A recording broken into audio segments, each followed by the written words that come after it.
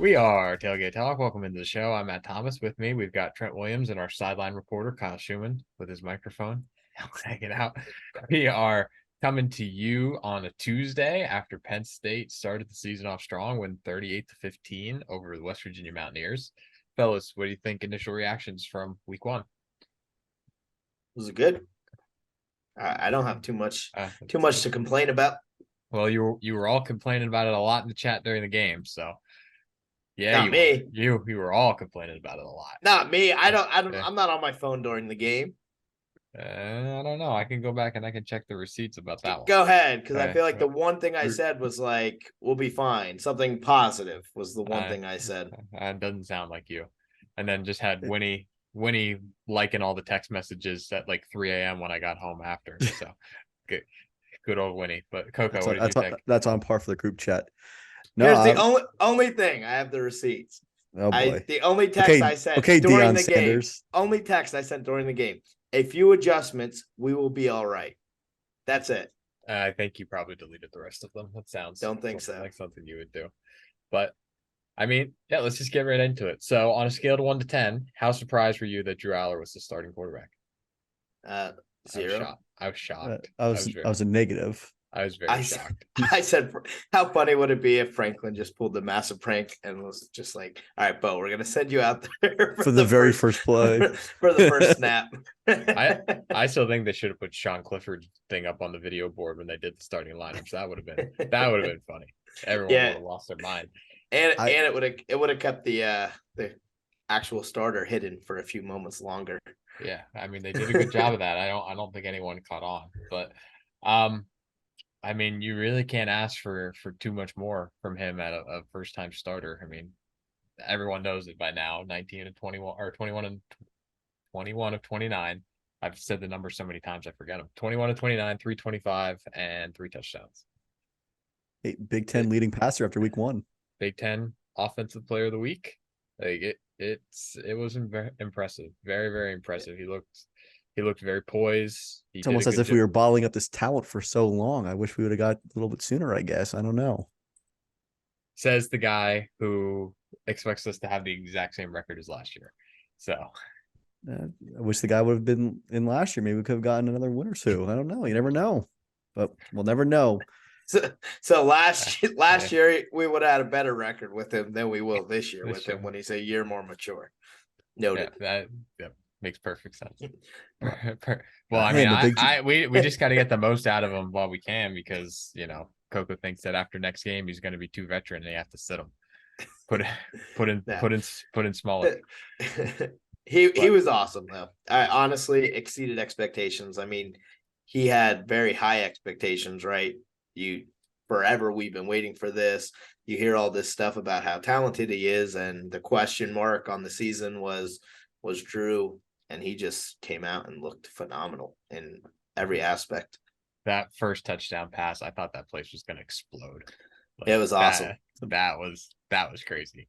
Then I really enjoyed him. Like what we kind of like previewed at the beginning of the season. Can he do what Sean did in terms of going to the line of scrimmage, making adjustments, checking out of plays, whatever? I saw that quite a bit from like we watched some of the highlights. He did that quite a bit, and obviously the arm talent, rolling out to the right, throwing some bombs. Like it was fun to watch. I mean, for me, the story of that game was the explosive plays, right? Like, I mean, how far we've come from 2021. I think so. The actual number is fairly close. Like West Virginia, I think had 10, we had 13, but the actual what you got out of them, West Virginia was like 172 yards, and then we had, so I don't miscite it, we had 284 yards on big plays, 13 big plays, 9 of them were passes. 239 of Allar's passing yards came on passes over 15 yards. Yeah. Like it was just bomb after bomb after bomb, and it was fun to watch. So 7.8 yards per carry, or 7.8 yards per first down. It was good. The only thing that I will say about I don't think that makes sense, Matt. 7.8 yards per first down. Average 7.8 yards on first down. Okay, I thought 10 yards was a first down. Well, I knew where you're getting at, Matt. I know Yeah. you're getting it too. I mean, it's better than last year where you said we had like we won 111 games in a bet 1 week or something like that. I don't even remember. but anyway, there were a couple moments where he did look like a first time starter, right? Like he probably should have had 2 interceptions in that first half. That Definitely one. Yeah, definitely one. I think too. Like it was a screen pass, right? And that should have been picked, and then that ball in the end zone that should have been picked off too, I think. Yeah. So the ball in the end zone was the one throw where it was like it stuck out, but I mean, they didn't catch it. End of the day, they didn't catch it. So no. The only other thing too is like I think we can talk about the line a little bit and everything. So it's not entirely his fault, but that sack was killer. Like you're looking like you're gonna drive down, get another touchdown after a bit of a sloppy first half, kind of put it out of the way, going to halftime, and then you take the sack. You get rushed on the next play, you have to throw it away, and then instead of getting 7, you get no points because you missed the field goal. I agree, but I mean, we're getting nitpicky. I mean, you can't expect perfection from any quarterback. I mean, he played about as well as he could. There, of course, there's going to be small things that you can look back, or a big play here or there that we would have liked to see something different. But I mean, you're not expecting perfection from any player against a Power 5 team like that. He came out and played well in the big lights on national TV. I don't think we could have asked for anything more from him. And on the flip side, I mean, there were two passes in the red zone where we should have had touchdowns. So, he had some plays where he may have made a mistake, but at the same time, like there were some plays where the wide receivers didn't help him out. Or again, it was a full, I guess, team effort, nitpicking that way, whatever. But in the end, like it was still an all around great game, I thought. Yeah. So while we're on the offense, drop passes. So I mean, we could talk about the receivers here, but drop passes seem to be a big part of every game I watched this weekend. I mean, that Clemson Duke game last night, there were so many drop passes. I think it's just part of being week 1. I'm hoping our receivers can clean it up a little, but I was happy with our receiver performance. I thought our receivers looked pretty good. We spread the ball to a lot of receivers. So that's something that I think we wanted to see if we're not going to have that one stud receiver that everyone was looking for. But honestly, I think, Keandre Lambert-Smith stepped up fine. I think he is going to be a strong number 1 receiver. And I think he showed the right signs to be that guy this weekend. Yeah. Yep. I mean, the only thing, again, not to be too nitpicky, but it's just like the problem with him specifically and these receivers overall is consistency. So like, yeah, he had 123 yards, but he only did it on 4 catches, which is great. But like, can he be that guy that can get 10 catches in a game, can do that? Yeah. Like he says he can, like he literally said it after the game that he can. So it's just, but we just talked about the importance of those explosive plays. So I mean, you can't have it both ways. You can't have the explosive plays and then you can, and then think and dunk too. It's also better than being like a Theo Johnson having no receptions. But yeah, I'm not concerned about that. Like they didn't. No, I'm not either. They didn't need it. It doesn't. Our tight. Everyone was complaining about that. I mean, if we walk out of there with a loss, then I could look at that and be like, maybe let's try to get our tight ends involved a little. But we really had no need to. They played a huge role. I mean, if you go back and watch the game, their blocking was. There was so many plays where we had both of them in. We had both tight ends in purely for blocking. I don't find a big deal in that. Our tight ends, I know. When we need them, they're going to be there. We'll make them part of the game plan, but I just don't find it as big of a deal as others do. It's the same thing as like the running backs too. Like, yeah, I mean, we averaged 4.5 yards a carry or whatever it was. Like they weren't as big a part of the offense because they didn't have to be. Yeah. How do you guys feel about the O-line play? I thought it was fine. I mean, there were some snaps where definitely, I felt like we missed some blocks. But again, if you're going out there looking for perfection, you're going to be disappointed every week, no matter who the opponent is. So if we're looking for perfection, yeah, there's some things that we need to clean up. But overall, I think the offensive line did just fine. Yeah, I think also with the. Oh, sorry, Matt. No, go ahead. I was to say also with the first game with like. obviously absence of Landon Tangwell, like a veteran guy, like you're also gelling that part of the line together. So I felt like there is expected to be like some miscues here and there, but it's not like back in the McSorley days where he's like running around every single play because he's under pressure immediately after he snaps the ball. Where there's times where Drew Allar had good pockets, stepped up, made plays. So yeah. again, you can't have it both ways. Like, I mean, I think it's just an expectation thing too. Like everyone has expected this line to be so good all off season that when it wasn't perfect, everyone was panicking a little bit. But yeah, I mean the snaps are the biggest concern out of all that. But the pass blocking left a little bit to be desired, but run blocking I thought was fine. So yeah, did you guys see the high snaps were a little. They weren't considering so high. They weren't so high that like they're going to be over his head, but they were high enough. They were high enough to draw timing. Yes, for a quarterback that is 6'5", that's a little bit of a Yeah, and like I said, there weren't any that were so horrendous that it was going to result in some terrible turnover or anything. But it was just throwing off the timing, play after play, because I mean the snap was just consistently just a hair high, and I don't understand that because. I mean, we've had enough time here where you think that kind of stuff would be settled, but I thought he was going back to his middle school football days where he was a center.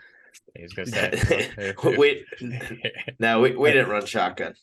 I'm not sure if you guys saw this on Twitter, but I forget if it was like Pro Football Focus, whoever it was, saying that like Olu like didn't allow like a hurry or a sack or anything like that. But then like a West Virginia like fan account tweeted out, "Oh, but he missed this one block and this one running assignment," and I'm like. That's just like nitpicking at this point. Like, this guy, you can get any pressure off the left-hand side from so on the offensive line, I mean, they should get a ton of credit. The team as a whole, penalties were a non-factor. I mean, we had a false start on a punt. That was it. Which I think it might have helped us get more space for the punt. Like it wasn't it was certainly a non-factor penalty. So, I mean, credit to those guys to go a whole game without a single false start, a single hold. That's impressive. Obviously, there's some people come crying. I think Neil Brown said in his press conference, like there was some holds missed. Well, that's going to happen every game on both sides of the ball. So it's not like West Virginia wasn't getting. It usually happens to us more. Usually happens to us more often. So it's still good to be on the good side of the penalty border there. So and I mean, Kyle, this, you're a lineman. Half the game of an offensive lineman is trying to get away with as much holding as possible without getting called for it. Yeah, it's the game. That's a motto that Coco has brought into his own life as well. Just get away with it. Don't get caught. How much can you get away with? But, speaking of West Virginia and kind of being not happy about stuff. What about the last play of the game, the decision to put the ball in? I think you say about Bryce and the fans in the Trent brother talk. That's an off podcast conversation. So I would say that most Penn State fans are happy to see that, right? I mean, I don't think you're going to see too many Penn State fans taking West Virginia unless you're this guy on the podcast here to cover. So the fan base is going to be happy about that. West Virginia got a garbage touchdown on us. I mean, they were coaching till the end, which I get it. They should. They kicked an onside kick. So if you're going to go for an onside kick when the game's sort of out of reach, it was 2 scores, but realistically out of reach, then why isn't it fair that our second strings can't go out there and play till the end? I think it's fine. No, you play these guys for your future. You're making them better by getting in-game experience, even if it's in garbage time. Like you're still playing the game, even if it's out of reach. It was a run play. It's not like we dialed up. It's not like we called timeout, went over there and dialed up some trick play to punch it in. I mean, it's just a run play with our backups. They scored a touchdown. They scored a touchdown on our second and third string defense. So I don't find it a big deal. Listen, if West Virginia has problems with it, stop them. Yeah. And I don't think most people honestly find it a big deal. It's just newsworthy because of the beat. The bad beat. It's a bad beat. So that's the bigger reason why it's newsworthy. A lot of people just brushed it off. and because of the comments afterwards. Like if Neil Brown doesn't say anything about it, then it's over by now. I listened to his press conference. I didn't think Neil Brown's comments were that bad about it. He pretty much was like, I wouldn't have done it, but he literally said it didn't really bother me. Like I thought he brushed it off pretty quickly. I think, like most things, the media made a much bigger deal out of it than it actually was. Hey, now that's what we're doing right here. So, all right. So defensive side of the ball, I think this is probably where most of the concern comes from after that game, if there is any. Yeah, concern might be a strong word. So before we get into the details, I just like to look at the big picture. And really, we gave up 7 points. I've just mentioned, I mean, we did give up another touchdown there in the end. Our starters weren't in. We had third string guys in, second string guys in. So take that score away at the end of the game. We gave up 7 points. Now you can sit there and say they moved the ball. They did move the ball. Some key fourth downs that we got them to, turnover on downs. But as a whole, it was a typical Penn State defense where bend but don't break. We bend, they move the ball, they move the chains. There was some third downs where we had them stopped and they moved the chains. But at the end of the day, those drives didn't result in points. And I think that's pretty typical of defensives that we've seen in the past from Penn State.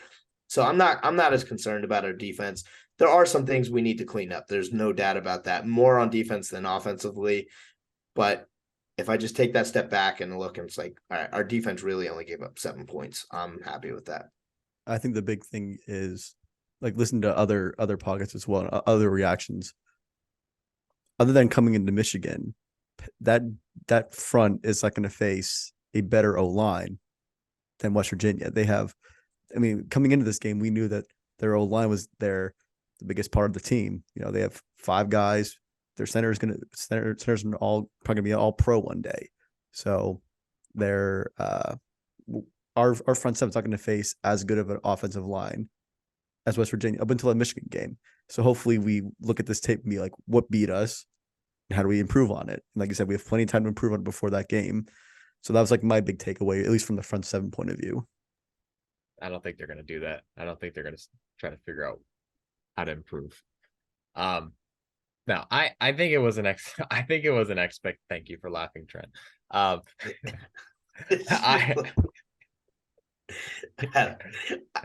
thought it was a fair point. It is a fair point. It's just Kyle's reaction to your response was just funny. That's all. I think the viewers want to know what's Matt drawing up on that whiteboard. Here we go. Here we go. It's my to-do list for work, Coco. It's not. I'm not drawing up any plays back there, but thank God for that. Yeah, well, I know I was pretty good back in the backyard football days, Yeah, but on the back of the football. Yeah, like I think again it was just like an expectation thing because everyone expected the defense to be so good. No one expected anything out of the West Virginia offense, and then that the interior, the defensive line, is the potential weak point, and then the first quarter you give up almost 60 yards on the ground. So I think everyone is just kind of like, oh shit. But then really they only gave up 70. I don't think they gave up 80 yards the rest of the game on the ground. Yeah. They cleaned it up. Yeah, they really did. And after the game, Chop was basically just like they showed some stuff in that first quarter that we didn't see last year and we just adjusted and it was fine. And like that's really what you see. Like 99 yards in the first quarter and then like 200 the rest of the game. And really how many of there was 100 yards in the fourth quarter, how many of those were in garbage time? So like it really was just kind of like you had that expectation and then you had the reset of the expectation in the first quarter. And then everyone, I think that just kind of like led to the negative vibes throughout the rest of the. I mean, we said in our pregame coverage and pretty much everyone had said the D-line was going to get worked. That's the one unit we could confidently say was going to get some work this game.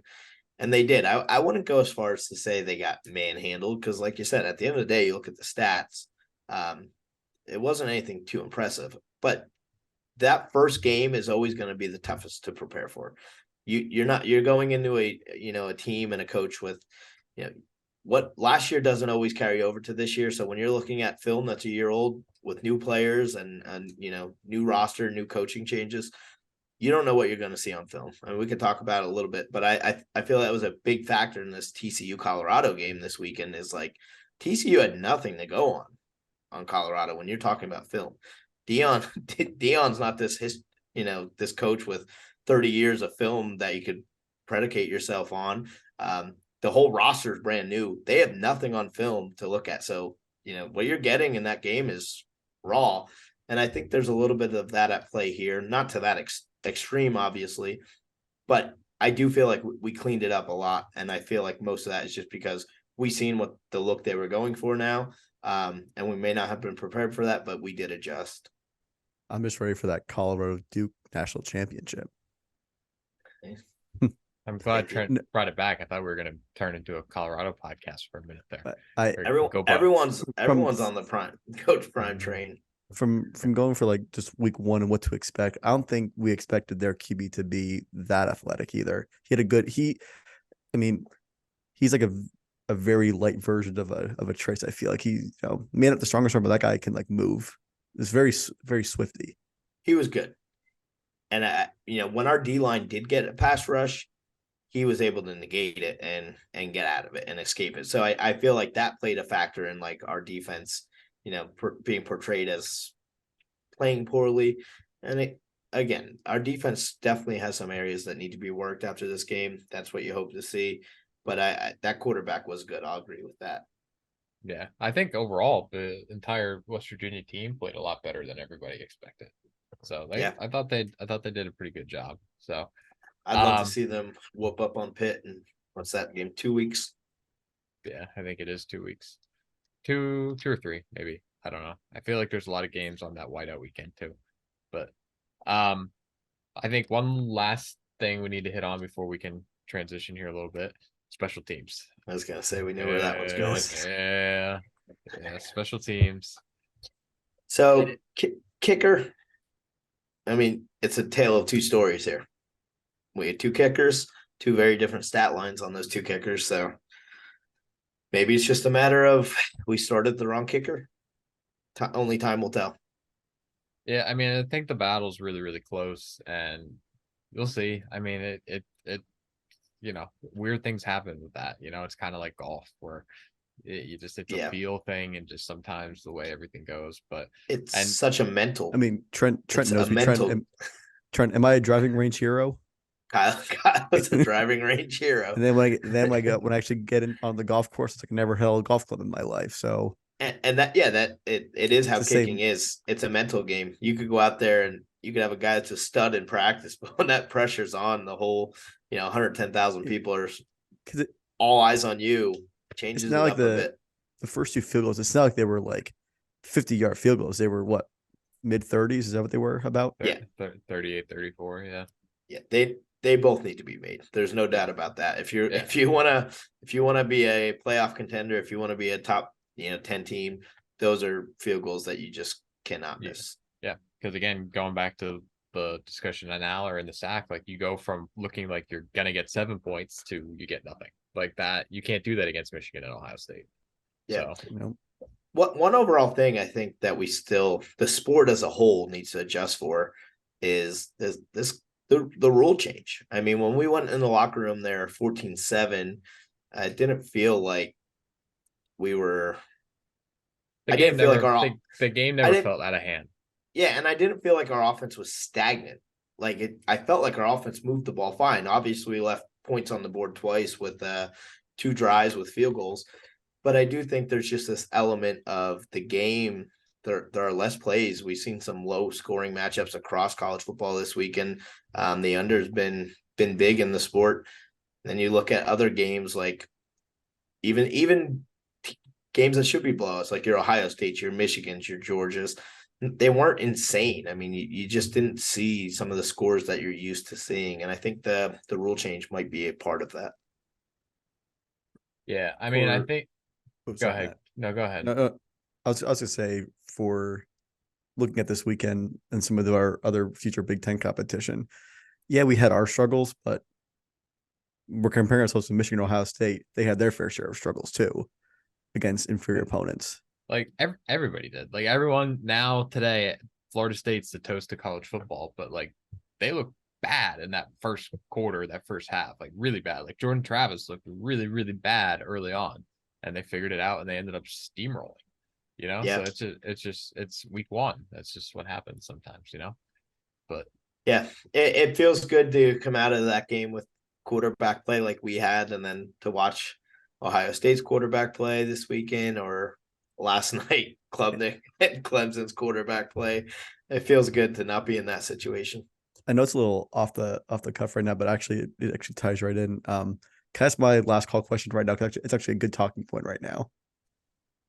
no, That's right with you let's guys. break the show. Fine, go ahead. Fill in the blank.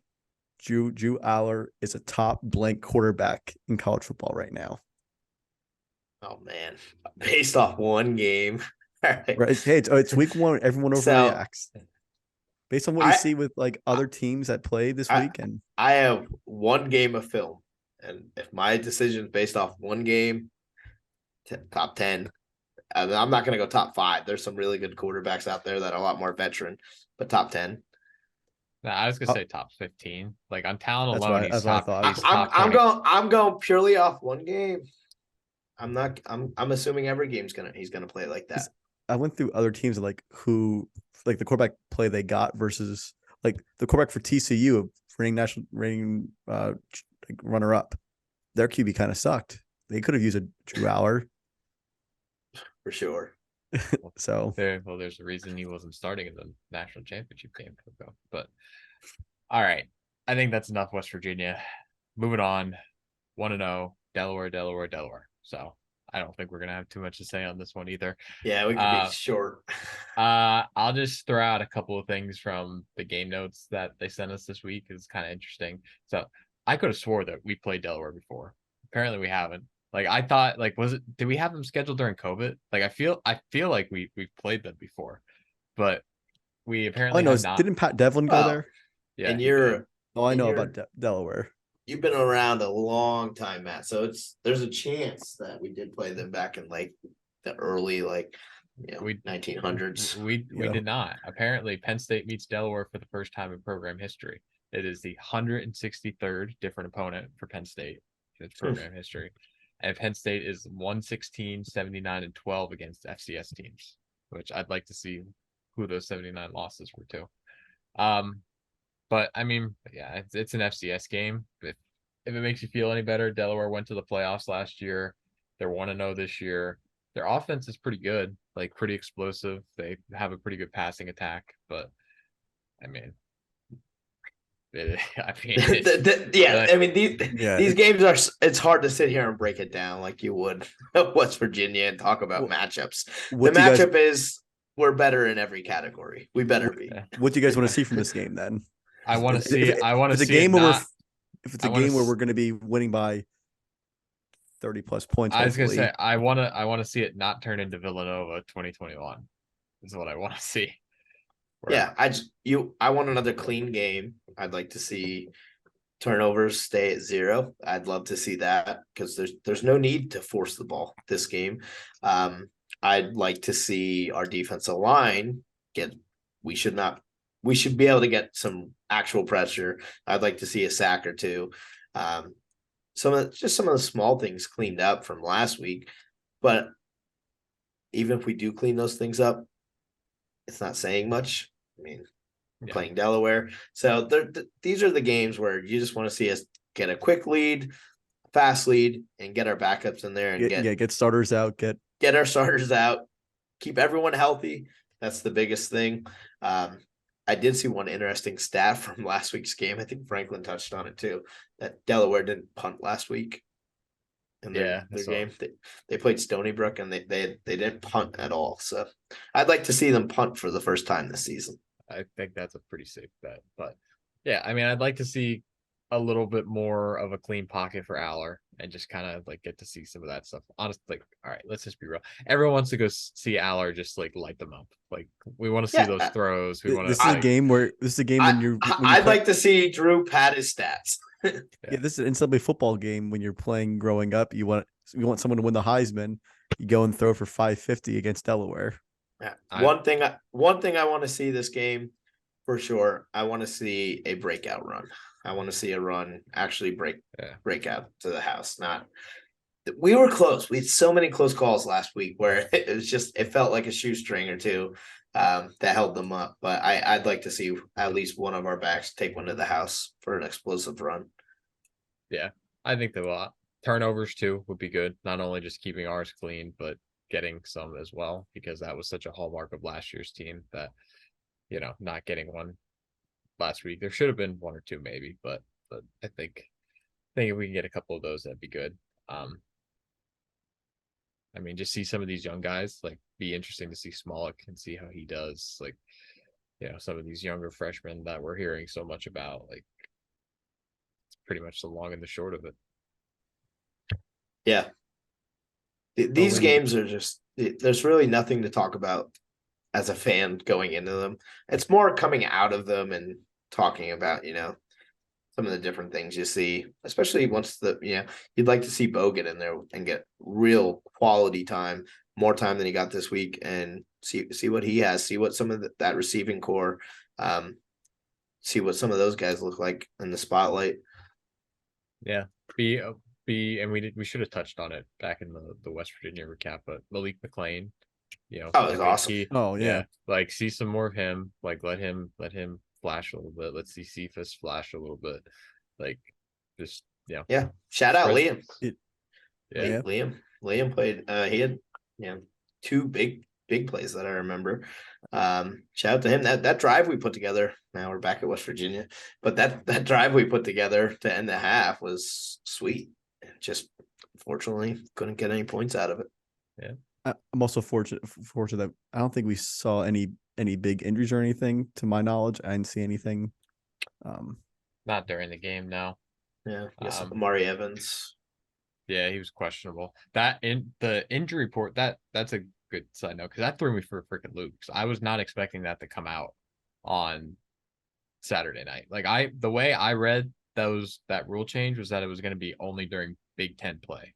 I think that is the rule. I'm wondering if we're just doing it standard across every game. Yeah, probably. I mean, it would make sense that like we're gonna have to do it, so let's just do it. But like that, yeah. I did not expect to see that coming, and I was like, oh shit. But yeah, it's interesting. It's interesting little tidbits that you get before the game. But Coco. Before we get in the last call, the semi-last call question that I'm going to ask every week. So last week I asked, what are our playoff chances? Matt said 20. Kyle said 10. I said 25. After week one, how does that change for you fellas? I'll go first. Mine still sits at 25. That game, I think we did what I wanted to see. I don't come out of that game feeling any better or any worse about the season. I'm going to hold steady at 25. Yeah, I'm also going go. No, sorry, Matt. I keep interrupting you. Go ahead. I was going based off looking at what Ohio State did. They look very beatable. So I'll raise mine to 13. Okay. 13.5. I feel the same. Like during the game, there was a little bit of like, oh, they don't look as good as everyone thought. But then the more I thought about it after, I was just like, it was fine. So if anything, the thing that gives me somewhat of a pause is after watching Florida State and then seeing Clemson last night, like Florida State might have the ACC locked down already. So like they might have a playoff spot locked down. Hey. One thing I will say, Kyle, I know what you're saying about Ohio State. Opposite end, I probably come out of this week one feeling just slightly worse about my Michigan take. Now I have us beating Michigan, so but I probably feel slightly worse about that take because we know what destroyed us last year in that Michigan game, and I didn't see anything this week that made me feel much better that may not happen again. So but it's week one. I'm not going to put too much weight in it. We played how I wanted us to play. I think also it's better for us that we actually got a decent opponent, an actual Power 5 opponent. Again, we get our cupcake this week to run up a score on somebody, but it's not easy to win. I mean, no, I also don't put really much stock into the Ohio State thing. Like it happens every year. Ohio State has very high expectations. They come out the first couple games, they don't meet those expectations, and then by middle of the season they round in the form.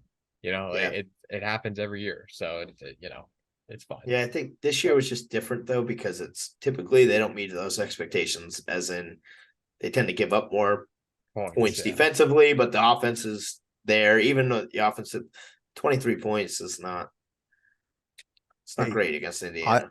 Iowa scored more points than they did. And Iowa still didn't meet their 25-point I was threshold. going to say, if I remember, though, they did not meet their 25-point threshold. That's so funny.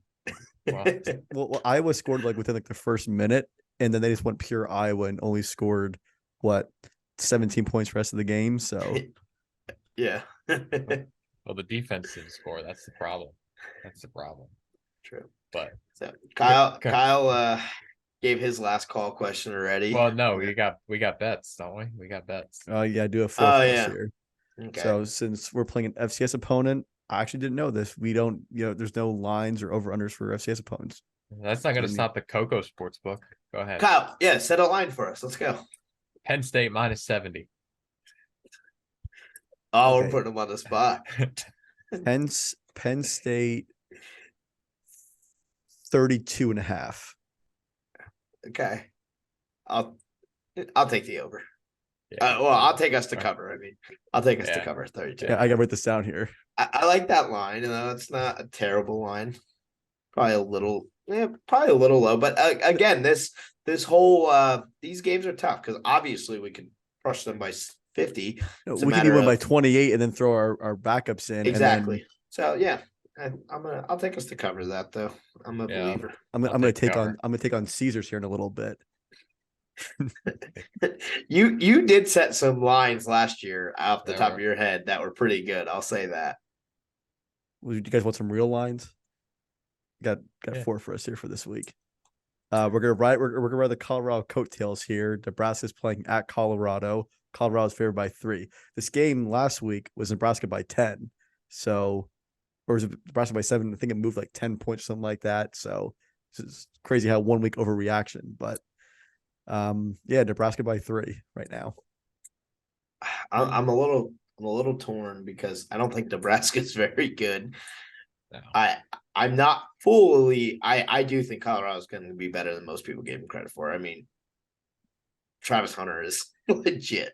That's crazy. That interception he had was insane because it wasn't even his guy. He was covering that wasn't even his coverage, and he just left his coverage and went out there and dove and intercepted that ball. It's just insane.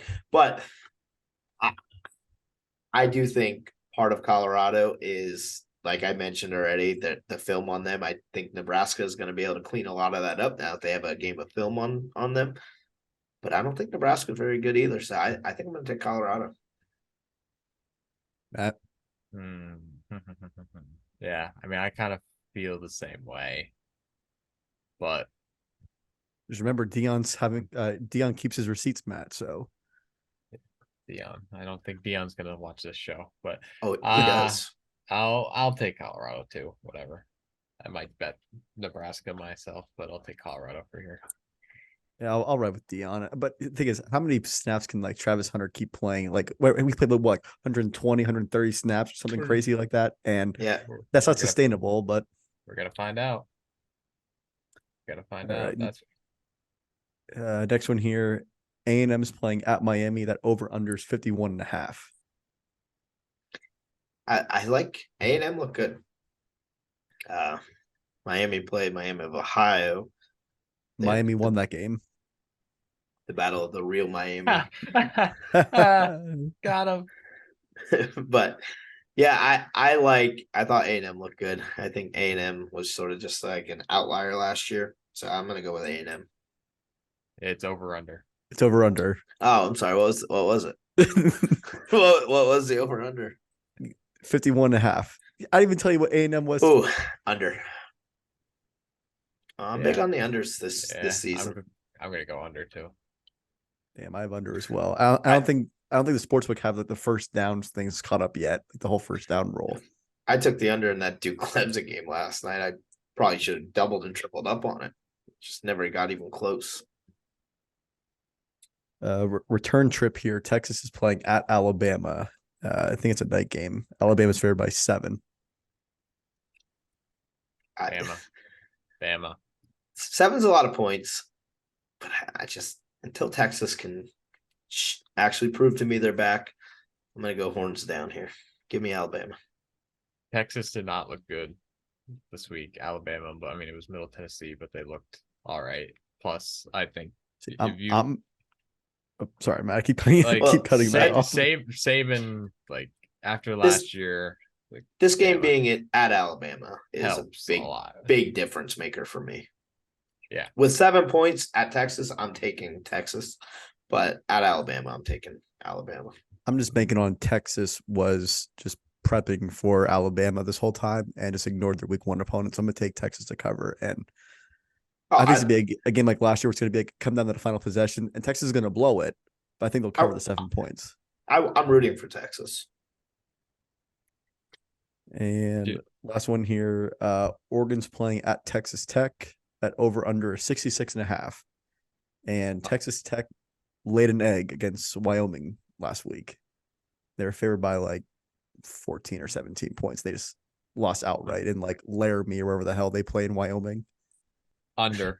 I understand that Oregon just put up 81 points on Saturday, but I like it's under. With these new clock rules, there's no. Yeah, I've personally been huge on the under, and I've been hitting a lot of the unders that I've been taking. So I'm gonna stick with the under too. See, part of me just wants to see points. Screw it. That Colorado TCU game went over. I'm just gonna bank on no defense. Let's go over. Why the hell not?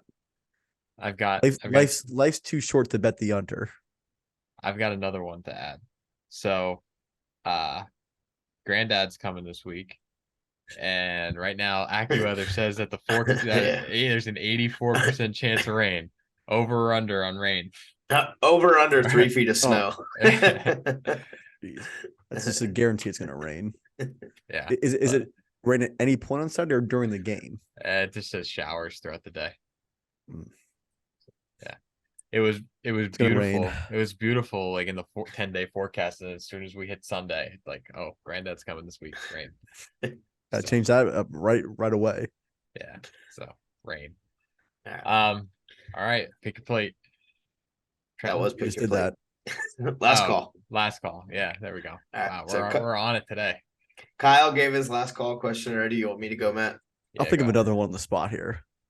All right. So I already touched on this a little bit, but one thing I'd like to see is a big run broken off for a touchdown. So I'm getting a little aggressive here this week. Do we see both a run and a pass for over 50 yards for a touchdown? Yeah, sure. I don't think we get both. Why not? Sure. Kyle, I'll go no. I think one or the other. Hopefully a run. I'm going to say a big run as well. I'm going for both. I think Singleton's going to break a big run for a touchdown.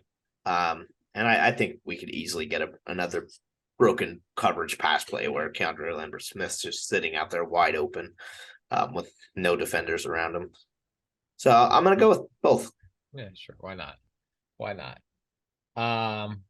Okay. So I'm being told that Drew Allar is 331 yards shy of 1,000 career passing yards. Does he get it this week? I'm going to say no. I don't think he's going to play long enough. I think he's going to get close. I don't think he'll be in the game long enough. I say he throws for like 270, like a few touchdowns, but not like hopefully he's not in long enough to get to over 300. I think he potentially gets there. I don't think he's going to be there that long, but he played 3.5 quarters on Saturday and had 325 yards. So yeah, I think we're gonna try to force the run more than we did last week, though. Yeah, it's also true, but I think it could happen. So, all right, well, we are up on time. Here's our favorite part. Matt has to come up with the outro. Like, Kyle, give us the outro this week. Yeah, go ahead, Kyle. Nope, it's all Matt. Like, subscribe, follow us. Our email us, or tweet us. Access. Access. Morphin time. Access. We could do mailbag questions. We could do a whole bunch of stuff. So reach out to us. So, but I'm hungry. I want to go eat. We've got other stuff going on. So until next time, we are Tailgate Talk.